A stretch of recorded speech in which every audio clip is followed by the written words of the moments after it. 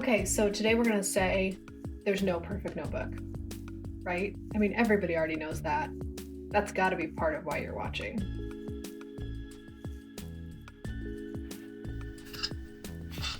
So I'm going to share some tweaks to hack your planner or notebook and make it customized to exactly what you need, and how to keep it modular and fresh all year long.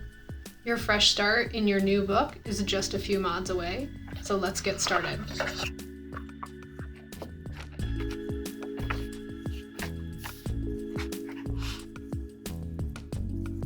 So let's start with my A6 planner. This I find to be the perfect size for my hand, for my handwriting and my notes. I've been in this planner for more than 10 years, and there's another video on my channel that goes into the in-depth reasons that that's the case for me. But it's an incredibly typographically driven planner, very minimalist in its sensibilities, and lets me take notes throughout the year in context of time, but I don't actually plan my hour-by-hour life into this book. And I'll compare it to a couple other things here. This is a personal size planner, personal size rings.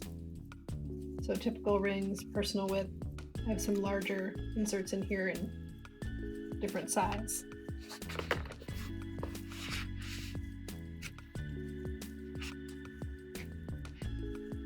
Kind of here we go from Traveler's Passport to the Del Haas planner to a personal size agenda.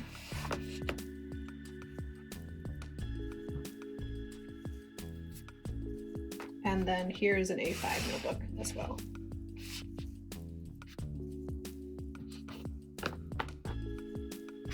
So it really is quite small, quite hand size, rather than this big one. So what I've figured out for me over the years that's really helpful is that it's small enough to force my clarity, this reduced size, and then it's flat bound. It's a very cool bindery technique called Smythe Zone. I talk about this in depth in my 10-year planner video, of course. And then it includes this great little folder and this hardcover design. The paper covers do not include this little tuck-in folder area. More on that later. And also, I love this notebook because it is truly a notebook. There's so much time, so much page space to work out ideas. And then there's also an actual block of note paper in the back. And there's quite a few pages in it. Quite a bit of note paper here. Look at that share of the planner. This is note paper. And this is really all I want. I don't want to take that personal agenda. I don't want to bring an A5 with me to a meeting.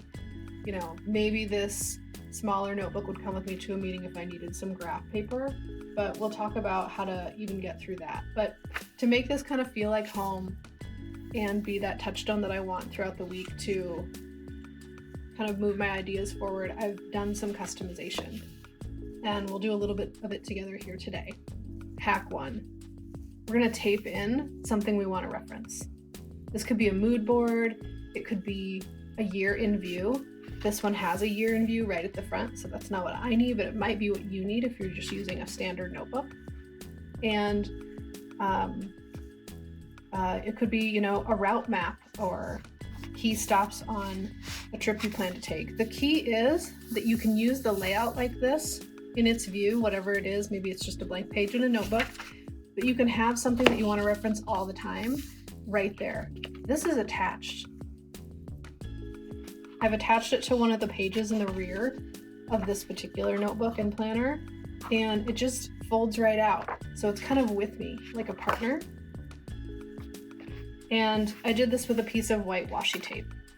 I love washi tape for this job because it's pretty thin, so it doesn't add bulk to the planner when the planner's shut, and it can fold either direction. So it can fold in on itself this way or back in on itself that way. And washi tape just really is thinner than most other tape. Could you use magic tape if you had it lying around? Sure, you probably could. But this is so nice and papery, so thin, a little bit transparent, you can see.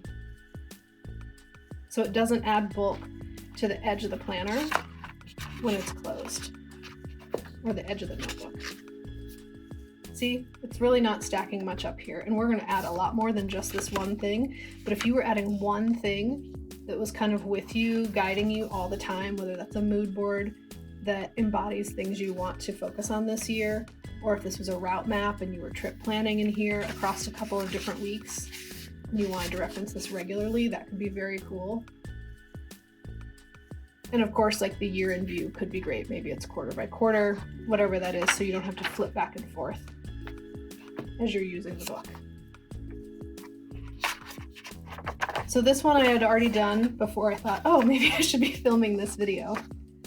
So here it is, kind of tucked away. And my main tip for you as you think about adding tip-ins is, maybe you're right or left-handed and that has an appeal to have it over here for your reference or over here for your reference. And then also one of the finer points is you want to tape on the back of it if you're detail-oriented. I don't want to see the tape, right? I just want it to be smooth, be a very minimalist, clean process here when I reference this, and I want to bend the tape back onto itself in most cases. Can it go forward? Sure.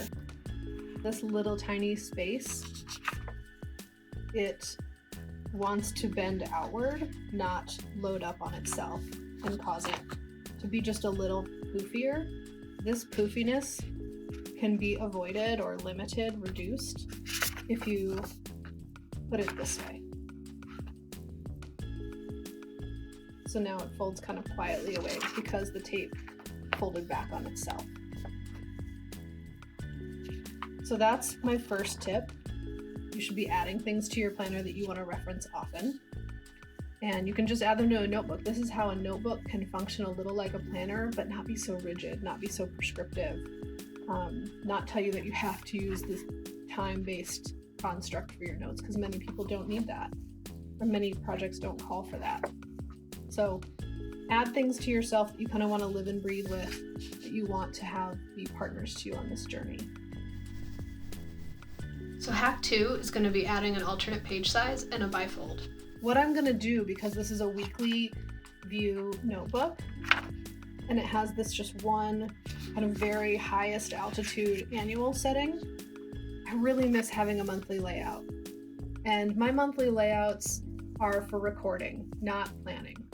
So I do not plot and plan at a monthly level very often. Maybe the exception to that is some travel. But if that's what's happening, I have my Google Calendar up and that's what I'm using.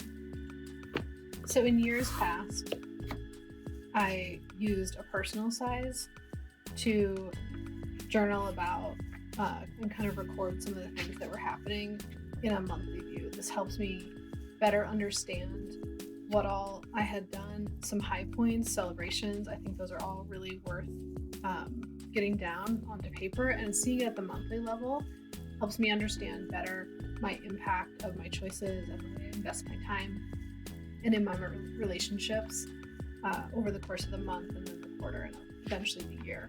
So I really wanted to retain this practice, but I needed to do it without carrying an additional notebook. So to get this monthly layout, I am going to tape up the bindings really thoughtfully with which direction I want my spines to fold and how I want this to fold out. We'll talk through that in a second.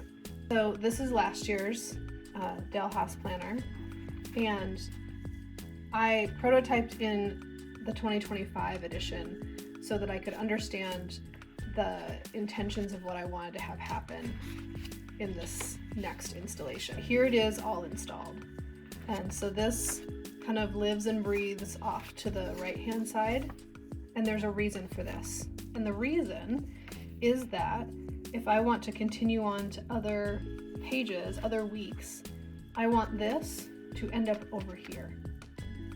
In one part, because my mood board is on the right, I want the monthly view to be on the left, but you'll see what happens. I can turn page after page after page and still have this as reference if I'd like to, or I can fold it away.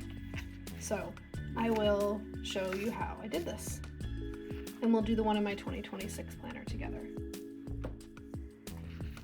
So here's this insert from Cloth and Paper. It is roughly this pocket size, or it is, I guess, technically a 6-ring pocket size. And you saw me work with these in the Traveler's Company notebook cover that I created just for my desktop use. So I bought these at that time, and my 2026 set is coming, but we'll work with this December one for now. So the first thing I do is attach these two pages together. And what I figured out from my prototype was that I wanted to be able to write on this side as the priority. I still want to write on this side too, but the priority was the writing space for the other side. So I'm going to take my washi tape, you know, and some of you might want to do this in bright colors and add some style and pattern. You know, you do the aesthetic that suits you. But here I go, just kind of taping that up with just the slightest bit of airspace in here so that it can fold without a lot of resistance. Over time, this will shut better than it is, and you know, sometimes a few firm presses on that tape will do that, but now we have a spread that's together all the time that I can use. Because this is off and winged out to the right, I want this next insert to wing off to the left. And that might be counterintuitive, so I wanted to break this down.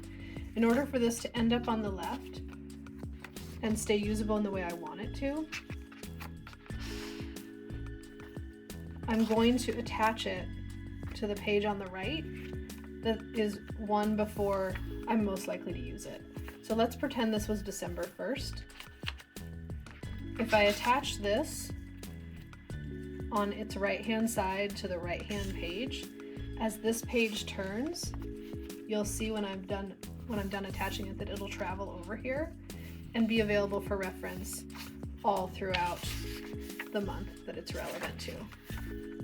You have to kind of think inside out and backwards sometimes adding these pages. So for this to end up over there, I'm going to need to tape the opposite side of this and the front side of this page that it'll attach to. It's going to fight me a little bit. It's a notebook. Doesn't need to be perfect. I'm not even like cutting this washi tape with an X-Acto knife or anything. And I want to give it just a little bit of airspace because it's going to have to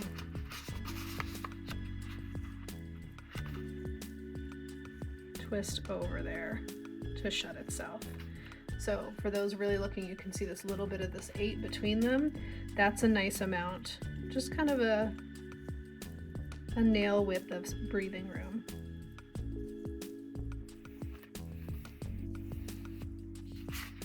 There, so now it's attached.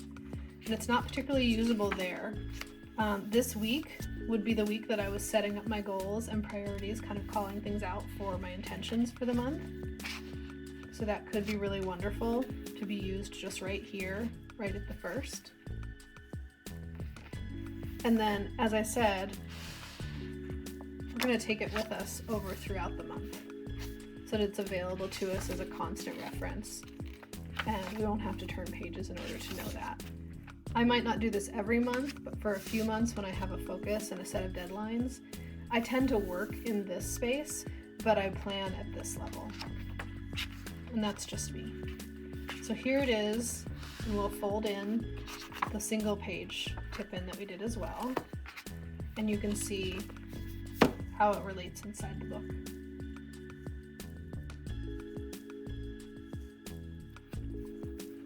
There's just a tiny bit of ease to flip to that month, so this ends up maybe working a bit the way that a tab would work, in that it doesn't add a lot of bulk and it won't fight me back, but it's also so easy to jump in here and look at that. And these could also be peeled out at the end of the month and stuck in here. And I'm sure it's an easy leap for most of you mentally to also understand that this could be something that goes out the top as well. But it kind of lets you make a real desk agenda space out of your planning station if you have this kind of room on a desktop, or could put this together and keep it this way. It'd be a really beautiful reference.